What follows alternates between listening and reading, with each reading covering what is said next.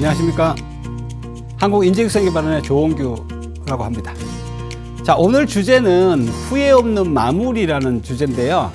마무리가 좀 들어가서 무겁습니까? 아니면 어때요? 자, 사람들이 사는 것이 굉장히 힘들다 보니까 죽는 것도 되게 힘들다고 생각을 하는 요즘입니다. 여러분이 후회 없다는 말을 좀 한번 머리에 새기면서 오늘 강의를 들으셔야 될 것 같아요. 무엇이 후회 없는 마무리인가? 어떻게 후회 없이 살아야 되는가? 그래서 오늘 삶의 얘기를 좀 하려고 합니다. 잘 살고 계세요? 어떤 것이 잘 사는 겁니까? 그런 질문을 우리는 가끔 받습니다. 옛날에 스님들 같은 경우에 그런 질문을 많이 하시죠. 예전에 청담 스님이 고려대에서 강의할 때도 그런 얘기를 하셨다 그래요. 왜 삽니까? 거기에 대해서 한마디도 못했다는 그런 얘기가 있습니다. 누가 대답하더래요. 죽지 못해 삽니다. 그건 대답이 될 수가 없겠죠. 자, 우리가 후회 없이 마무리하려고 하는 데는 무엇이 필요한가? 이런 얘기를 해보겠습니다. 우리 왜 살죠? 그러면은 행복하게 살려고 삽니다. 이렇게 대답을 많이 합니다. 자, 요새 행복 얘기가 나오는데요. 그럼 행복이 뭐냐라는 얘기입니다. 행복을 우리가 만들어가야 되는데 행복이라는 게 뭘까? 행복은 안녕, 참사리, 사전에는 등등등 해놨어요. 만족하는 게 오래 가는 거, 지속되는 거, 사전적으로 그렇습니다. 그런데 진짜 행복이 뭐냐라고 물어보면 그렇게 말하기가 힘들어요. 그래서 이게 노래 가사 빌려와야 됩니다. 행복이 무엇이라. 그러면 몰라. 그건 모르겠는데 당신 없는 행복은 행복이 아니야. 이런 게 얘기하죠. 굉장히 어렵습니다. 행복의 조건이 뭡니까? 이렇게 또 물어봅니다. 뭐가 있어야 행복합니까? 그러보면은 한국 사람들 대부분이 돈 이러면은 40대, 50대 이전입니다. 우리는 돈을 굉장히 중요시 여기고 돈이 중요합니다. 이걸 갖다 물질이라 그래요. 자, 물질적 가치가 있어야지 조건이 됩니다. 두 번째는 사람이 있어야 되죠. 그래서 옆에 좋은 사람이 있어야 되고요. 그 다음에 뭐가 있어야 돼요? 직업도 있어야 되고요. 그래서 일도 있어야 되고요. 이러한 다양한 조건, 그 중에서 가장 큰 것이 바로 50대 이후에는 건강이 차지합니다. 자, 이제 지금 우리가 말하는 행복론이라고 하는 겁니다. 행복론이라고 하는 것은 그동안 많은 학자들이 행복이 무엇일까를 찾아 들어갔던 겁니다. 저는 웰다잉, 다시 말해서 죽음을 공부하는 학자로서 얘기한다면은 행복은 그렇게 찾는 것이 아니다. 행복은 그렇게 보면 절대 보일 수가 없다. 왜? 행복을 만약에 지속성이라고 얘기하면 잠깐 행복한 걸 뭐라 그래요? 쾌락이라고 볼 수 있습니다. 그래서 이게 이제 예전에 에피쿠로스가 쾌락주의 이렇게 얘기하잖아요. 그러니까 이게 과연 어떤 것이 행복이냐 할 때 행복의 지속성을 얘기해야 된다는 거죠. 그런데 돈이 얼마를 우리가 행복하게 지속해 주느냐. 여러분 돈이 얼마나 오래 가니까 돈의 행복이. 두 번째, 그러면 내 아내가 좋은 사람을 얻었을 때 얼마나 오래 가느냐. 내 자식을 좋은 아들을 얻었을 때 얼마나 오래 가느냐. 이 지속성의 문제가 걸린다는 거예요. 얼마나 오래 가느냐. 그래서 여러분들이 행복을 거꾸로 찾아야 된다고 얘기하는 게 바로 죽음 쪽에서 보는 행복입니다. 어떻게 거꾸로 볼까요? 시주에는 물구나무 서서 보기 이런 책도 있는데 물구나무 서서 보면 세상이 바로 보입니까? 그러면은 우리가 거꾸로 본다는 얘기를 잘 보셔야 돼요. 살면서 삶을 보려고 아무리 노력해도 안 보인다니까요. 내가 지금 잘 살고 있는지를 누가 얘기해 줍니까? 아무도 얘기해 줄 사람 없잖아요. 아, 너 정말 잘 살아. 엄마, 아버지가 얘기해 준다면 진실일까요? 아니면 옆집 아저씨가? 선생님이? 스님이? 목사님이? 그래서 우리가 행복이라는 것을 잘못 알면은요, 타인에 의존하는 행복이 됩니다. 타인에 의존하는 행복은 행복이라고 할 수가 없습니다. 지금 북한 사람들이 행복한가요? 행복하게 느낄 뿐이죠. 그러니까 우리가 거꾸로 본다는 얘기는 뭐냐면요. 반대해서 보는 겁니다. 이렇게 반대해서 보는 겁니다. 반대해서 보는 건 뭘까요? 바로 죽음 쪽으로 가서 보는 행복을 얘기하는 겁니다. 이것을 여러분들이 잘 터득하셔야 진짜 행복을 볼 수 있습니다. 살아있을 때는 몇 년일까요? 태어나서 80년, 100년 살다 갑니다. 죽음은 몇 년일까요? 이걸 영생이라고 한다면 영원히 되겠죠. 그러니까 우리가 이 100년도 안 되는 요 기간의 거를 가지고 나머지 100년, 나머지 죽음 이후의 모든 걸 덮을 수는 없습니다. 이순신 장군은 몇 년 사셨을까요? 28전 28승 그 신화를 남기면서 살아난 기간이 얼마나 될까요? 100년 안 되지 않습니까? 이순신 장군이 돌아가시고 몇 년 동안 우리가 지금 성웅 이순신을 얘기합니까?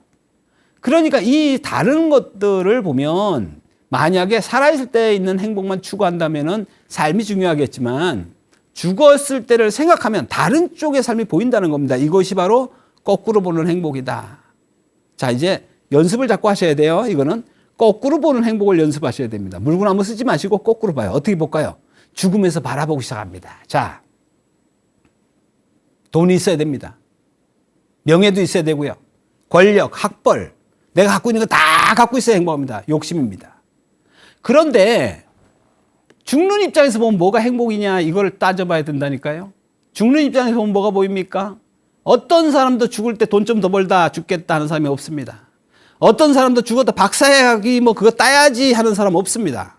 어떤 사람도 죽으면서 국회의원 해먹겠다 하는 사람 없습니다. 그런데 살아있을 때 보면 이게 가장 중요하지 않습니까? 대학 합격해야 되고 거기서 좋은 직장 가야 되고 좋은 아내 만나서 좋은 애 낳고 그리고 다시 돈 많이 모아가지고 내가 떵떵거리면서 살다가 그게 중요하지 않습니까? 그런데 언젠간 죽는다는 죽음 입장에서 보면은 그게 중요한 게 하나도 없더라는 겁니다. 그러면 거꾸로 보이는 게 뭐냐? 죽음 입장에서 세상을 보기 시작한다는 것. 오늘 주제가 바로 그런 부분에서 여러분하고 얘기를 해보겠다는 거예요. 뭐가 보이느냐는 얘기죠. 그래서 죽음에서 바라보는 행복과 삶에서 바라보는 행복이 다르다는 쪽을 얘기하는 겁니다. 혹시 여러분들 중에서 군대를 가거나 아니면 등산을 많이 하시는 분들은 제 말을 이해할 거예요. 길을 잃어버렸습니다. 어디로 가야 될까요? 산속에서 길을 잃어버렸습니다. 만약에 방법을 모르면요. 계곡 사이를 헤집고 해마다 어두워져 가지고 어딘지도 모르는 곳에서 잠을 자다가 얼어 죽을 수도 있고 사망할 확률이 굉장히 많습니다. 그러면 내가 지금 방향을 상실했어요. 그러면 어디로 가야 될까요? 당연히 높은 곳으로 올라가라고 가르칩니다. 여러분이 지리산에서 계곡에서 일을 먹으면 거기서 뺑뺑뺑뺑뺑뺑 돌다가 나중에 내가 어디 있는 위치를 몰라요. 이거는 모든 인생의 진리입니다. 여러분 내가 있는 위치가 어딘가를 정확히 모르면 방향을 설정할 수가 없습니다. 그런데 내가 있는 위치를 정확히 모른다는 것은 지금 이 안에서 돌고 있잖아요. 그럼 내가 있는 위치를 알기 위해서 어떻게 한다고요? 높이 올라가야 돼요. 우리 삶에서 높은 데가 어딜까요? 여러분 뭐 63빌딩 올라가고 100층짜리 빌딩에 올라가서 세상을 보면 보입니까? 내 삶을 어디서 보면 됩니까? 내 삶의 가장 높은 곳이 바로 위쪽으로 올라가면 죽음이라는 꼭지에 도달하게 됩니다. 이 죽음이라는 꼭지에서 세상을 바라보기 시작해야 내 방향이 보인다는 얘기입니다. 그 방향성에 대한 얘기를 하는 거예요. 여러분들 삶을 살다 보면 두 가지가 아주 중요합니다. 하나는 뭐예요? 속도입니다. 얼마나 빨리 하느냐. 대한민국에서 한국인처럼 빨리 하는 사람 없습니다. 그래서 얼마나 세상이 놀랬습니까? 반도체고 뭐고 세상에서 이렇게 빨리 하고 건물도 짓고 하는 거 없습니다. 그래서 세상이 깜짝 놀랄 만큼 우리는 빨리 했기 때문에 빨리 하는 것에 대해서 굉장히 자부심이 있는 나라입니다. 문제는 뭘까요? 속도를 거꾸로 냈다고 치면 돌아오는데 시간이 너무 걸린다는 겁니다. 우리의 물질 만능주의라는 것도 약간의 그런 개념이 있습니다. 너무 달리고 있습니다. 너무 달리다 보니까 지금 엉망이 돼가는 줄도 모릅니다.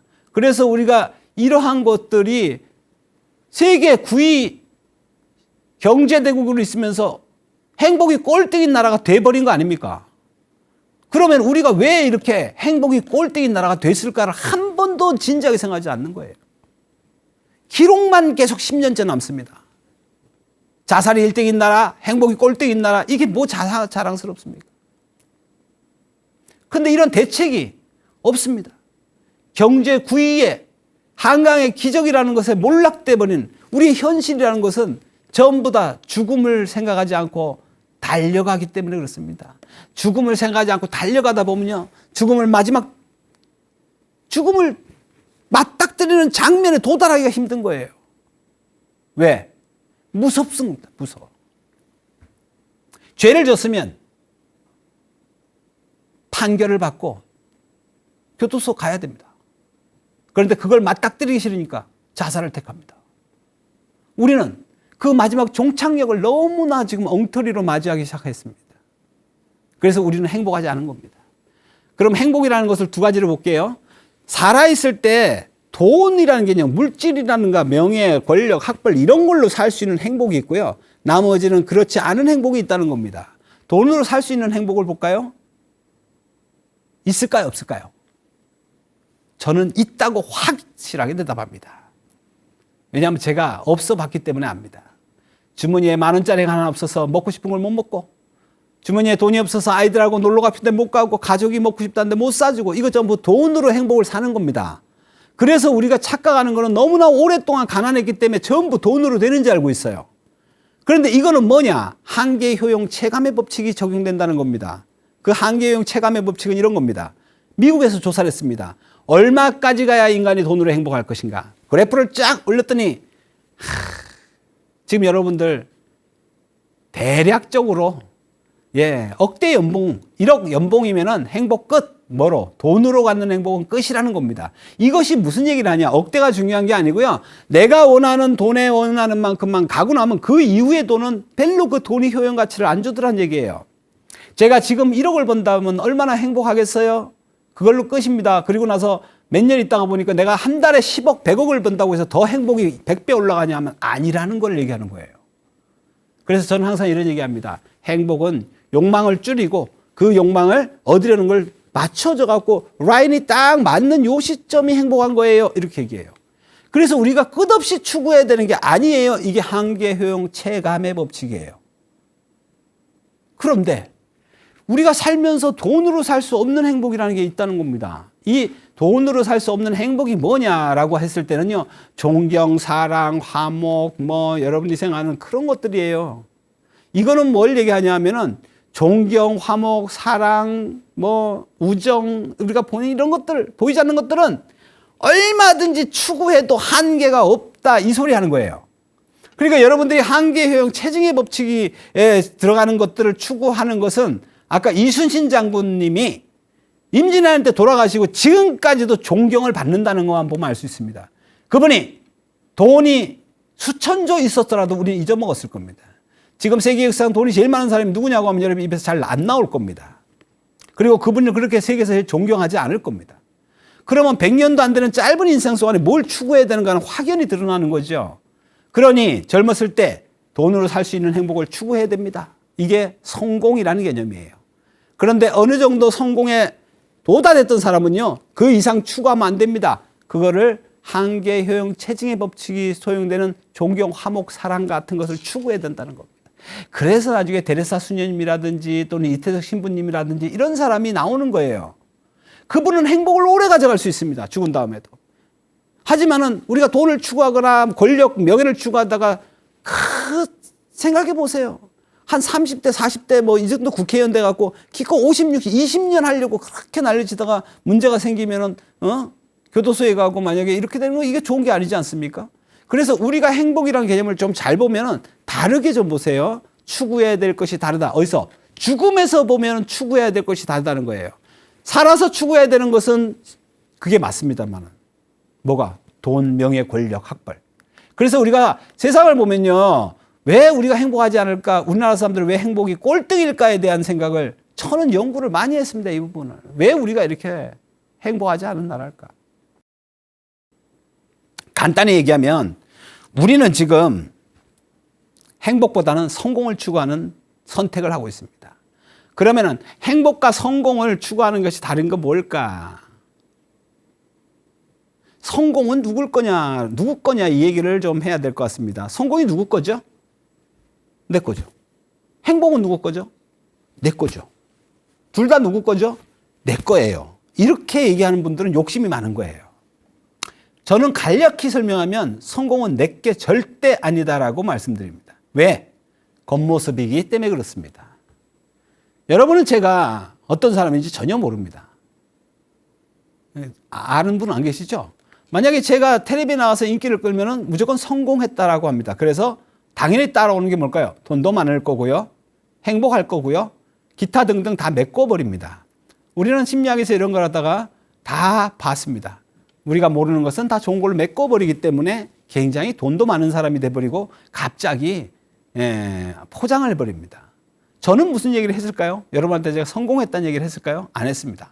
그래서 모든 사람들은 자기가 성공했다는 얘기를 하면 이상한 놈이 됩니다. 안녕하세요. 저 성공한 누구라고 합니다. 이러면은 이렇게 얘기해요. 그래서 우리가 성공이라는 것은 남들이 나를 지칭할 때 하는 게 성공입니다. 우리 아들이 성공했어요. 이거는 무슨 소리예요? 남들이 우리 아들 보고 대단히 잘했다고 박수 쳐주고 우러러보고 하는 거예요. 하지만 행복은 다른 거예요. 그 아이가 그러면 행복합니까? 아니에요. 그거는 그 아이한테 물어봐야 돼요. 우리는 세상을 지금 어떻게 가져갔냐면 과거에 수년 동안 행복 교육을 하지 않고 성공 교육을 했습니다. 제가 아는 어떤 외국인은 저한테 한국은 성공하게 미친 나라다 이렇게 얘기합니다. 자기개발. 한동안 자기개발 서점을 꽉 채우고요. 성공해야 된다고 얘기했습니다. 그리고 성공한다는 것은 대단하다고 생각했습니다. 왜? 남들이 우러러보기 때문에. 제가 아는 통계 중에 이런 통계가 있습니다. 명절 때가 되면은 중고차 중에서 고급 외제차가 그렇게 잘 팔린답니다. 중고차인데. 렌트카도 마찬가지고 없어서 못 나간대요. 그래서 무슨 소리냐 했더니 자기가 타고 있는 그 소형차를 놔두고 시골 갈 때는 중고차 알죠? 고급 브랜드를 가지고 간다는 겁니다. 왜? 나를 위해서 가는 거 아닙니다. 내가 편한 건 어떤 걸까요? 내가 매일 모던 조그마한 소형차, 경차가 훨씬 편합니다, 사실. 왜? 매일 모던 게 편하지 않습니까? 근데 엄마, 아버지한테 가면 동네 사람들이 있기 때문에 내가 잘 보이고 싶은 겁니다. 아, 그 집 애들 뭐 했다고요? 성공했네. 이 소리 듣고 싶어서 조급차를 몰고 가야 됩니다. 그래서 우리는 성공이라는 것에 그래서 엄마가 좋아하는 모습을 보여주는 것을 행복해 합니다. 그리고 오면은, 그 중고차 값에 빚더미에 올라앉게 되겠죠. 그 빚을 갚는다고 한동안 행복하지 않습니다. 문제는 뭘까요? 조금의 성공을 보이기 위해서 한동안 행복하지 않다는 거에 주목해야 됩니다. 우리는 많은 부분을 이렇게 살았습니다. 남을 위해 살았습니다. 남이 보는 거를 갖다가 계속 중시하고 남의 위주로 살다 보니까 죽을 때 가장 행복한 나를 잃어버린 거예요. 그러니까 내가 없으니까 어떻게 돼요?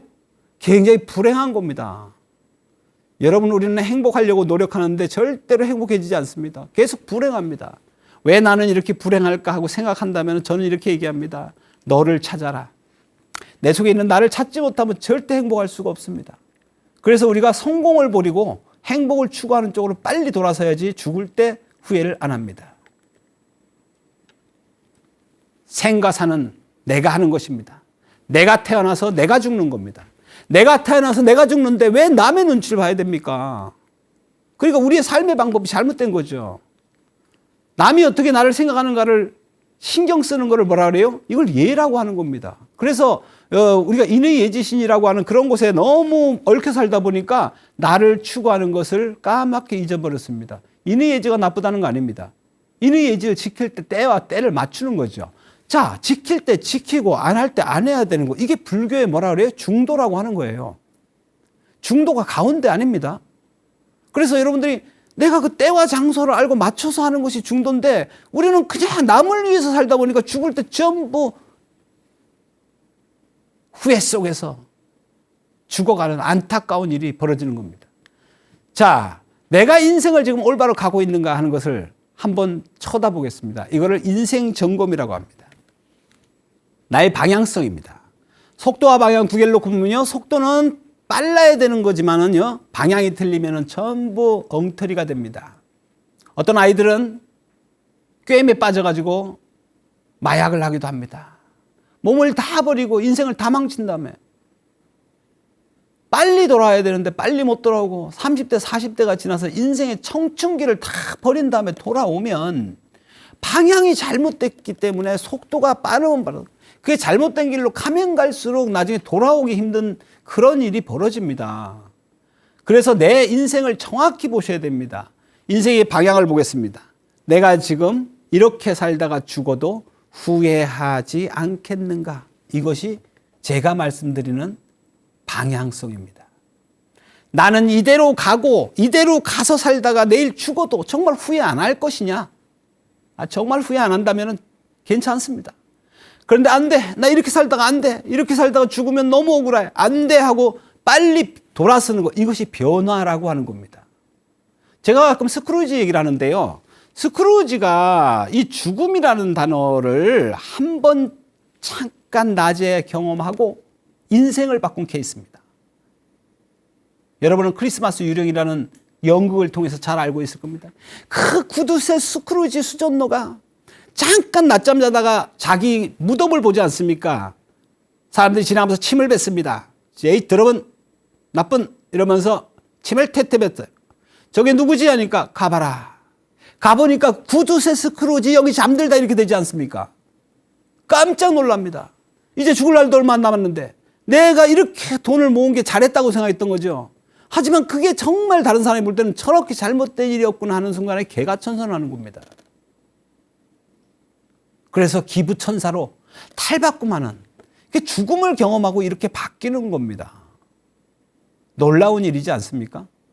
이러한 변화는 제가 지금 너무 많이 알고 있습니다.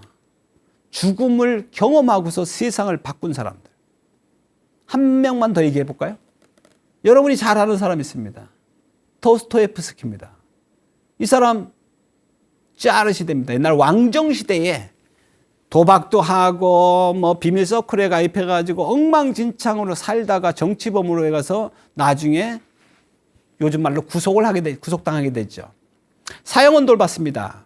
사형장에 들어섰죠. 총을 겨눈 병사들이 쭉 서 있고 자기와 같은 그 죄수들이 서 있습니다. 눈을 가렸습니다. 들어 총. 자, 저기서 발사하면 끝나는 순간인데 5분의 시간을 주겠다. 5분. 5분입니다. 5분. 여러분 지금 제 강의 시간만 해도 지금 이게 한 50분 될 건데 5분입니다. 10분의 1도 안 되는 시간을 주었습니다. 마지막 시간입니다. 그 도스토옙스키가 5분을 받고 나서 너무 야 이거 어떡하지? 뭐 할까 하다가 5분 지났어요. 여러분은 어떨 것 같습니까? 그 4분 동안에 뭐 하겠습니까? 여러분 지금 주는 시간이 이렇게 하루가 주어져도 아무것도 안 하고 빈둥빈둥 노는데 5분을 마지막에 주어진다면 뭘 하겠습니까? 도스토옙스키도 부모님께 감사 인사하고 자기를 낳아준 돼지에 키스를 하고 땅바닥에 말입니다. 여러분 땅에다 키스해 본 적 없잖아요. 내 돼지에다가 감사를 하게 되고 그리고 함께 가는 동료에게 잘 가라고 인사하고 뭐 어정어정 하다 보니까 1분 남았습니다. 아, 내가 지난날을 후회합니다. 내가 지난날 그렇게 시간을 허비하고 무한정 있는 시간인 줄 알고 내가 이렇게 사는 걸 너무너무 후회하고 살았습니다. 그리고 눈을 다시 안대를 싸고 총을 들었습니다. 들어 총. 발사만 하면 모든 세상의 종결입니다. 그때 백마를 탄 병사가 달려오죠. 짜르라고 합니다. 왕이 보낸, 황제가 보낸. 예. 멈추시오. 이 사형을 스톱시키고 도스토옙스키에게는 아주 불행다행으로 4년형의 시베리아형, 시베리아에서 감옥 생활을 하는 형이, 징역이 있죠. 이때 이 도스토옙스키가 느꼈던 그 절망감을 생각해 보세요. 여러분 지금 5분 남았다는 생각, 우리는 지금 무한정 남은 걸로 알고 있는 이 남은 시간들이 5분밖에 없다고 생각했던 그거를 이 도스토옙스키는 백치라는 책에서 이렇게 얘기했습니다. 그때의 5분은 1000년 같았다. 저는 그 구절을 보고 전율이 느껴졌어요. 야, 이게 보통 일이 아니구나. 사람이 죽을 때는 5분이 1000년 같겠구나 하는 겁니다. 1000년 같겠다. 그러니까 우리가 어떻게 살아야 될 것이냐 하는 문제를 다시 한번 짚게 되는 거죠. 그래서 도스토옙스키는 그때부터 감옥에서 손에다가 글씨를 쓰고 벽에다가 글씨를 쓰고 빌승하면서 그걸 외우고 해가지고 감옥에서 나오고 나서 세계적으로 유명했던 그런 죄와벌이라든지 까라마조프 형제 이런 것들을 다 적어가지고 문호가 되었던 겁니다. 여러분들이 아는 것보다 훨씬 죽음을 경험한 사람들은요, 인생을 변화시킵니다. 여러분들이 그런 사람 중에 한 분을 더 소개시킨다면은 이런 분들을 얘기할 수 있습니다. 스티브 잡스입니다. 스티브 잡스는 50에 췌장암에 걸렸습니다. 그래서 병원에 갔더니 당신 암은 췌장암이요. 췌장암은 도저히 수술이 안 되는 병입니다. 그래서 죽음을 맞닥뜨리고 내가 잘못 사는 것에 대해 후회만 하고 있었는데 이 췌장암이 전화가 왔습니다. 유일하게 당신은 수술할 수 있는 췌장암이다. 너무 뜻밖이었죠. 그래서 스티브 잡스는 수술을 하고 8년을 더 살았습니다. 이 사람의 사는 방식은 하루를 마지막처럼 살았던 방식이었습니다.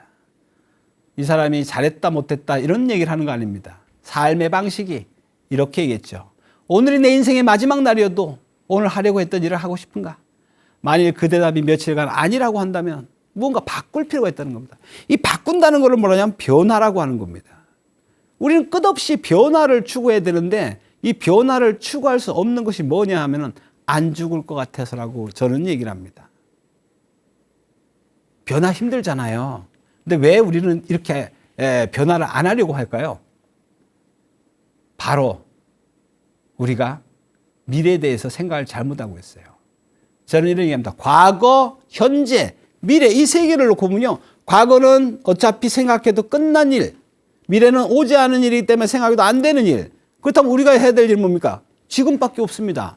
그래서 지금 어떻게 변화시킬 건가가 과거와 미래를 갖다가 세이브하는 일이에요. 그래서 여러분들이 나를 바꾸려고 하면은 과거에 연연하면 안 됩니다.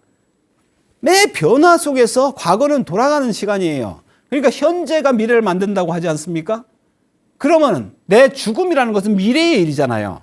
그래서 이 죽음을 놓고 공부할 때는요, 과거보다는 현재에 충실해야 됩니다. 매 순간을 내일 끝나는 것처럼 사셔야 됩니다. 그걸 제가 언젠가 죽음 인식이라고 말씀드렸습니다. 죽음 인식이라는 것은 내가 지금 오늘 마지막 강의를 하고요. 여러분들은 마지막으로 강의를 듣는 겁니다. 마지막과 마지막이 만났을 때 최고의 강의가 나오고 최고의 청중들이 나오는 겁니다. 그런데 여러분들이 대부분이 이런 걸 모르니까 대충대충 넘기는 이유가 뭔지 압니까? 또 있기 때문입니다. 흔해 빠진 강의, 흔해 빠진 청중, 흔해 빠진 음식, 세상의 모든 것이 흔해 빠져서 재미가 없는 겁니다. 그거의 가치라는 방법은 뭐냐면요, 희소성이 오늘밖에 없어야 됩니다. 그런데 우리는 매일 아침에 눈을 뜨면서 보는 태양이 수천 년간 계속 있었고 앞으로도 주구장창 있을 거고 내 살아서 없어지지 않을 태양이고 별이기 때문에 그 별의 경이감을 느낄 수가 없는 겁니다. 하지만 여러분들이 내일 마지막으로 죽는다고 생각하고 하늘의 별을 보세요. 제가 얼마 전에 몽고에 갔다 왔는데 쏟아지는 별들을 보면서 이야, 우주가 이렇게 아름답구나. 마음을 내서 보셔야 됩니다. 지나가다가 보는 건 재미없습니다. 저는 이런 얘기를 한 번씩 합니다.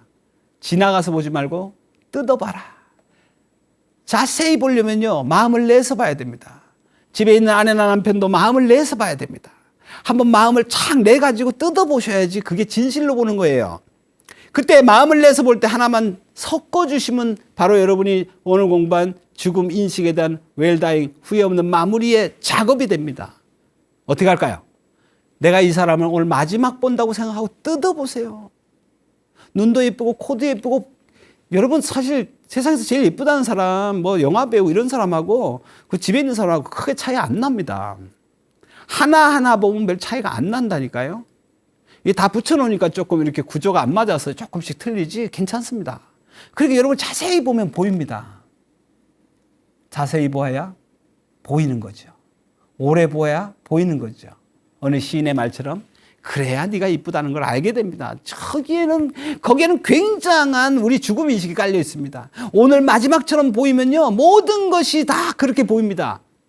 매일 먹던 된장찌개도 마지막 먹으면요, 그렇게 맛있을 거 없습니다. 왜 이걸 몰랐을까가 입에서 저절로 나옵니다. 똑같이 아내를 보세요. 얘 내 아내가 이렇게 예쁜지를 그동안 몰랐구나 하고 느끼게 됩니다. 이것이 바로 죽음이 주는 효과입니다. 내가 사는 마을이 이렇게 예뻤어. 내가 사는 이 세상이 이렇게 예뻤어. 그걸 수십 년을 살면서 모르고 갑니다. 죽을 때 죽는 사람들이 전부 다 그걸 얘기합니다. 내가 왜 몰랐을까?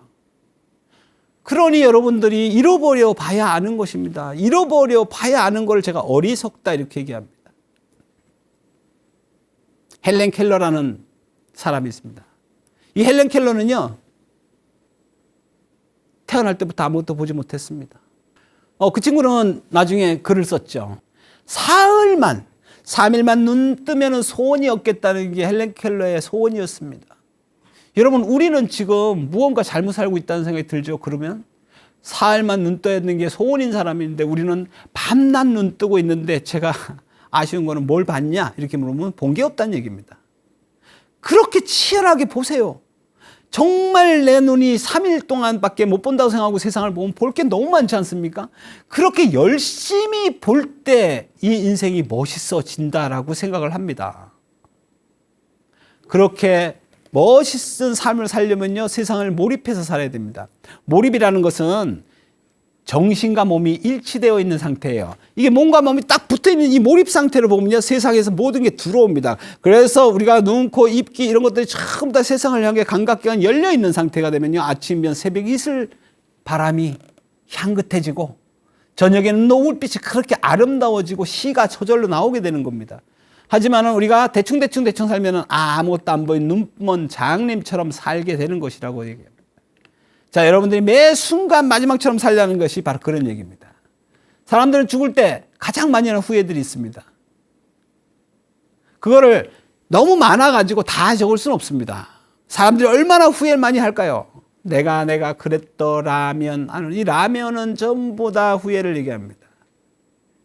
그 중에서 세계적으로 제가 다 종합해서 봤더니 제일 큰 후회를 몇 가지로 나누어 볼 수 있습니다. 첫째는요, 내 인생 못 사는 겁니다. 내 인생 못 살았다는 얘기는 뭐냐면 남의 눈치 본다는 거죠.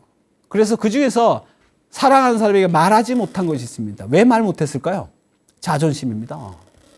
내가 사랑한다고 얘기하면 저 사람이 지가 잘난 줄 알 거야. 그래서 얘기 못하죠. 그리고 다음에 하지. 두 가지예요. 다음에 하지 뭐, 아직 아이고 우리가 나이가 살 날이 얼마나 많은데. 그렇게 하다가 결국은 죽음을 맞이할 때 이럴 줄 몰랐다고 얘기합니다. 왜 그동안에 그렇게 사랑한단 말 안 하셨어요? 사모님은 저렇게 사랑하는 말을 듣고 싶은데 왜 못 하셨어요? 내가 이렇게 죽을 줄 어떻게 알았겠어요? 이렇게 얘기합니다. 그럼 전들 알겠습니까? 언제 죽을지 모르니까 죽음 준비를 지금 해놔야 된다는 것이죠. 그래서 사랑하는 사람에게 마음을 나누지 못했던 것이 후회되고 싶지 않으면 지금 하세요. 누구하고? 사랑하는 사람에게 마음을 나누고 아들한테 고맙다, 사랑한다, 뭐 이런 얘기들을 지금 하지 않으면 죽을 때 후회를 하게 되는 겁니다. 그리고 많은 사람들이요, 꿈이 없었다는 것과 꿈을 위해 노력하지 않은 걸 굉장히 후회합니다. 그 꿈이 뭘까요? 꿈은 우리가 드림이라고 영어로 하면 좀 쉬울 것 같은데, 꿈이라는 건 뭐냐면요, 내가 갖고 있는 추상적인 큰 어떤 프로젝트처럼 보이잖아요. 근데 꿈이 없다는 거는 뭐냐면요, 저는 가슴이 뛰지 않았다고 생각하는 겁니다. 꿈이 있는 사람은 가슴이 뜁니다. 아침에 눈 뜨면 가슴이 뛰어요. 여러분 연애해 보셨잖아요. 누군가 생각해 보세요. 옛날에 누굴 좋아할 때 아침에 눈 뜨면 그 사람 먼저 생각나니까 가슴이 안 뛰던가요? 그러니까 그렇게 가슴이 뛰는 대상이 있을 때 꿈이 있다는 겁니다. 저는 여러분을 만나는 꿈이 있으니까 강의할 때면 가슴이 뛰거든요. 그러면 가슴이 막 뛰면 재미있는 거예요. 그런 가슴이 뜀이 없으면 그 일은 재미없습니다. 그러면 그냥 사는 거예요. 연애하듯이 살아야 됩니다. 근데 왜 꿈이 있는데 꿈을 갖다가 왜 얘기를 못 할까요? 바로 여러분들이 두려워서 얘기 못 하는 겁니다. 시도를 안 하는 겁니다. 꿈에 도전을 안 하셔야 돼요. try란 말이 있습니다. try. 영어에 try란 말이 있고, 이거 옛날에 정주영 회장님이 많이 하셨던 게 뭐예요? 해보기나 했냐? 시도하다. 시도하다는 영어가 try입니다. 그래서 여러분 try 해봐라는 거죠. 제가 이렇게 얘기합니다. 죽기 전에 후회 안 하려면 하고 싶은 거 다 한번 쑤셔는 봐야 되는 거 아니냐.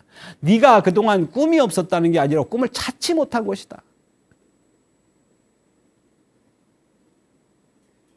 김연아, 손흥민, 박지성 이런 분들 공통점이 뭡니까? 스포츠계의 스타죠.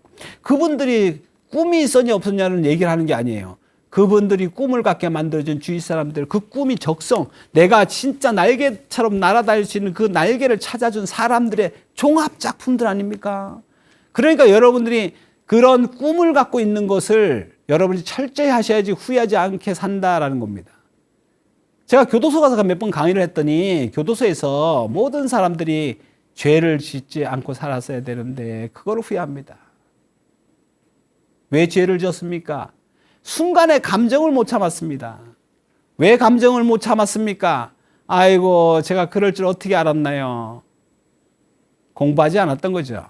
감정 다스리는 거, 고집 피우지 않는 것, 다시 말해서 이런 마음에서 나오는 작용들을 다루지 못한 것을 전부 후회하다가 죽습니다. 지금이라도 여러분들이 주위 사람들에게 나의 가장 진심을 보여주는 삶을 살도록 하시는 게 좋습니다. 죽을 때 후회하는 것 중에서 죽도록 일했던 거 후회합니다. 한국인들이 세계에서 일 제일 많이 하는 거 아시죠? 너무너무 많이 합니다. 너무너무 일을 많이 해가지고 제 친구들도 그래요. 외국에 있는 애들이 한국 사람들 보면 지금 깜짝 놀란답니다. 왜 그럴까요? 외국 사람들은요, 여행을 쉬러 가요. 그래서 3일 동안 가서 편안하게 쉬다가 오는데, 여러분 아시죠? 한국 사람들은 가서 일해요.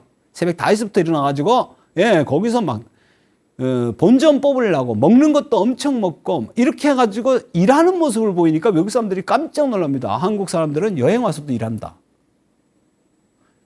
한 10시까지 자는 거 없죠. 그래서 전부 다 여러분들 뭡니까? 여행사에서 하는 깃발 따라다니면서 일본 애들이 옛날에 그랬잖아요. 우리도 여행도 제대로 못 가본 곳 할 때 여러분이 어디 가서 파리에 에펠탑 보려고 가는 거 아니거든요. 누구하고 추억을 만드느냐 이거예요. 그래서 추억 여행을 자꾸 계획하시고 가시는 게 좋습니다. 그 다음에 내 삶을 진정으로 한번 생각해 보지 않았던 겁니다. 진정 내 삶이 뭘까? 그리고 병원에 가 있는 모든 사람들이 아이고 젊었을 때 건강을 좀 조심할 것, 그리고 죽음 준비를 다 안 하고서 당하는 사람들이 하는 말, 내가 왜 죽음 생각을 안 했을까? 그때 죽음 준비를 해놓고 내가 다 했다면 홀가분할 건데, 이렇게 얘기하죠. 이런 것들이 죽을 때 가장 많이 하는 후회에 들어갑니다. 여러분 중에서 아직까지 죽음 준비가 무엇인지 모르고 준비 안 했다면 후회할 가능성이 많다, 이렇게 보면 돼요. 죽기 전에 뭘 해오고 싶냐? 우리가 킥 더 버킷 이런 말 들어보셨어요? 버킷이라는 것은 옛날에 이렇게 버킷을 올려놓고 목을 맸거든요, 거기서. 그래서 목을 메고서 버킷을 탁 차면은 목이 대롱대롱 맥혔던 게 영국의 과거에 이제 저쪽 유럽에서 했던 방식이에요. 그래서 킥 더 버킷 하면은 발로 양동이를 차다. 어떻게 될까요? 목이 대롱대롱 밀립니다. 그래서 죽기 전에, 이 죽는, 바켓을 차기 전에 만들어야 될 리스트가 바로 버킷리스트라는 게 있습니다. 뭐 외국에서 다양한 이름으로 위시리스트, 드림리스트 다양하게 보이는데 버킷리스트를 우리가 웰다이에서 얘기하는 거는 죽기 전이라는 거예요. 이거는 꼭 해야 되는 거예요. 그럼 여러분 버킷리스트가 있느냐는 거죠. 듣기는 많이 들었는데 버킷리스트가 없어요. 제가 학생들한테도 강의를 해보면은 써보세요. 여러분 100개 적기 하면 진짜 못 적어요. 10개 적으세요 해도 한참 헤맵니다. 하고 싶은 게 있는 것 같기도 하고 없는 것 같기도 하고. 거기다가 제가 더 어려운 문제를 드립니다. 가슴 안 떨리면 아니야. 가슴 안 떨리면 버킷리스트 아니야. 그러면 가슴 떨리는 일이 없어요. 나이가 들면은 가슴 안 떨려요. 그러니까 할 게 없어요. 하고 싶은 것도 없고. 그러면 어떻게 되냐? 곧 돌아가십니다. 제가 오감이란 얘기 했잖아요. 눈, 코, 입, 귀 이런 거 다 얘기하면은 여러분들 오감이 말짱할 때 살아있는 겁니다. 좋은 눈으로 세상을 보고 코로 냄새 맡고 입으로 맛있는 거 먹고 말하고 이렇게 살아야 되는데, 내가 나이 드신 분들 제일 하지 말라는 얘기가 먹고 싶은 것도 없고 하고 싶은 것도 없고 아무것도 없으면 왜 삽니까? 그럼 삶의 의미가 없잖아요. 나이가 들어서 죽는 날까지 하고 싶은 게 있어야 되고 먹고 싶은 게 있어야 되고 뭔가를 자꾸 만들어야 됩니다. 그렇지 않으면 이 세상에 사는 이유가 너무 없지 않습니까? 기껏해야 손주 보고 싶고 이런 거 갖고 안 됩니다. 내가 진짜 주인공이 돼서 할 수 있는 일이 뭔가를 찾으셔야 됩니다. 그래서 여러분 버킷리스트를 차곡차곡 쓰시면서 뒤에다 뭘 적어야 돼요? 이거 하면 내가 가슴이 얼마나 떨릴까를 한번 생각해 보셔야 돼요. 아, 이거 하면 진짜 좋겠다. 아이고 콩닥콩닥콩닥해요. 그런 거 적으셔가지고 한번 쫙 적어놓고 하나씩 실행해 보는 것이 후회를 조금이라도 줄일 수 있는 것이다, 이렇게 말씀드릴 수 있습니다. 자, 이거를 다 하고 그럼 리스트를 쫙 적었어요. 다 적고 하나씩 하는 데서 이거는 완료, 이거는 못한 거 쭉 적어놓고 있어요. 이렇게 하고 다음에 준비해야 될 거는 뭐냐면, 혹시 여러분이 해야 된다면요, 요새 묘비명을 갖다가 적진 않습니다. 왜? 묘비명을 누가 묘비 잘 안 하잖아요. 자, 현실적인 얘기하는 거 아닙니다. 그냥 여러분이 한 번쯤 촛불 켜놓고 내가 만약에 죽는다면 내 인생을 한마디로 평가해 보는 글을 한번 적어 보셔야 돼요. 그게 묘비명입니다. 묘비에 꼭 써야 되는 게 아니고 어떤 사람들이 날 이렇게 평가해 줬으면 좋겠다. 인생의 좌우명이에요. 여러분이 젊었을 때는 사명서라는 게 있습니다. 나는 어떻게 살 것인가에 대해서 쭉 얘기하는 것이 사명입니다. 근데 이 사명서 말고 내가 묘비명을 한번 적어보시라니까요. 나는 죽을 때 내 무덤 앞에 이런 말이 졌으면 정말 좋겠어. 묘비명은 두 가지예요. 하나는 내가 적어놓고 죽는 게 있고요. 하나는 나는 가만히 있었는데 남들이 날 보고 적어주는 겁니다. 아이고 선생님은 이런 사람이었어요. 아까 구두쇠 스크루지처럼 구두쇠 스크루지 밖에서 이렇게 얘기하는 거죠. 네, 그런 겁니다. 죽음이 왔을 때 그렇게 뭔가를 갖다가 내 이름으로 한마디 딱 남기면 난 이런 사람이야 하고 죽을 수 있어야 됩니다. 그것을 한번 좀 생각해 보면 인생이 달라집니다. 도둑놈같이 살다가 사기꾼처럼 죽었다. 이런 묘비명을 쓰고 싶지 않은 거 아닙니까? 그래서 빨리 바꿔야 됩니다. 내 인생에서 가장 듣고 싶은 소리 무엇인가? 그것이 묘비명을 써보는 겁니다. 그리고 남은 사람들에게 남긴 말들을 한번 생각해 보셔서 그것도 작성해야 됩니다. 그러면 말들이라고 하면 여러분 유언장 또 생각하시는데 유언장을 두 개로 나눕니다. 우리나라 사람들이 가장 잘못 쓰는 유언장 1번 편지 써놓고 유언장이라고 우기시는 분이 그렇게 많으세요. 유언장 써놓고 위에는 유언장 써놓고 밑에는 무슨 내용을 정리하면요. 이런 내용을 적습니다. 사랑하는 당신 내가 없으면 절대 결혼하지 말고 나를 생각하면 혼자 살기 바라오. 이거 유언장이라고 적는 분들 계시거든요. 아니면 사랑하는 딸들아 너희들은 이렇게 살아라. 이거 편지입니다. 근데 편지는 아무 때나 평소에 쓰셔도 되는데 꼭 죽을 때 꼭 써야 될 일 없거든요. 이거는 나의 유지를 받들어라 할 때 쓰는 거고요. 정말 유언장은 법률적인 겁니다. 그래서 법률적인 용어를 갖다가 써 놓으셔야 유언장이 됩니다. 다시 말해서 내 재산을 어디에 기부한다 아니면 누구한테 준다 이렇게 유증이라는 걸 쓰셔야 그게 바로 내가 마지막에 준비하는 것들이 되는 거예요. 후회를 안 하려면 이런 것들 다 해놓고 죽어야지 깔끔하다니까요. 그래서 어떤 분들은 내 통장 비밀번호 이런 거 다 적어놓고 죽으신 분 계세요. 살았을 때 적으려니까 너무 힘들면은 어떻게 방법을 잘 생각해 보시기 바랍니다. 그래서 내가 죽고 나면은 내 통장에서 계좌이체 되는 것까지 다 깔끔하게 하고 돌아가신 분 계셨는데 그런 분을 볼 때면은 얼마나 이분이 죽음에 대해서 생각을 많이 하셨을까. 그런 분의 모습은 준비를 다 했기 때문에 온화하게 가십니다. 미소를 띠면서 그렇게 가십니다. 그래서 여러분들이 이런 것들을 다 보고 나서 마지막으로 후회 없이 죽기 위해서 내 장례 준비를 한번 생각해 보십시오. 웅장하게 음악이 흐르고 내 시신이 들어오고 많은 사람들이 나를 어떻게 볼 것이냐. 이게 장례식 준비예요. 그래서 이 장례식장의 주인공은 누가 돼야 된다고요? 내가 돼야 됩니다. 살아서도 내가, 죽어서도 내가, 모든 생사의 주인공이 내가 돼갖고 움직여야 되는 게 바로 우리가 추구해야 되는 웰다잉이라고요. 그런데 사람들이 뭐예요? 살 때는 참 지잘났다 살다가 죽을 때는 나 빼고서 자기들끼리 한다고요. 왜 이제 장례식이 지금 보면은 가면 뭐예요? 돈 받는 데 아닙니까? 왜 계좌번호 보내놓고 돈 받는 데지 거기가 무슨 추모고 이런 거 있습니까? 저는 정말 어이가 없습니다. 이런 거는. 그래서 저는 주인공도 자기가 돼야 된다라고 생각하는 사람이고 그렇게 주장합니다. 내 음악이 흐르고 내 좋아하는 꽃이 있고 내 유품들이 정시돼 있고 그 다음에 내가 미리 살았을 때 해놓은 동영상이 착 나오면서 그렇게 해가지고 사람들한테 추억을 마지막으로 주고 그렇게 갈 수 있는 게 가장 좋지 않을까요? 그러니까 여러분이 나의 장례식을 잘 생각해가지고 나는 어떻게 죽는 마무리를 해야 되겠다는 것을 한번 마지막으로 생각해 보시기 바랍니다. 자, 오늘 전체적으로 제가 후회 없는 삶, 후회 없는 마무리 이렇게 두 개를 얘기했는데요. 후회 없이 마무리하기 위해서는 우리가 다시 한번 볼게요. 행복을 추구해야 됩니다. 성공을 추구하면 후회할 수밖에 없습니다. 그리고 남들이 후회하는 걸 쫙 보고요. 우리가 어떻게 하면 후회하지 않을까를 한번 좀 생각해 봐야 됩니다. 그러한 틀을 다 갖추시면은 죽음에 대해서 내가 일종의 마무리 준비를 했구나 이렇게 생각할 수 있습니다. 어렵겠지만 여러분들이 다양한 책들과 이런 얘기를 들으면서 여러분 인생 마무리를 멋지게 할 수 있게 그렇게 준비하시기 바랍니다. 오늘 여기까지 하겠습니다. 감사합니다.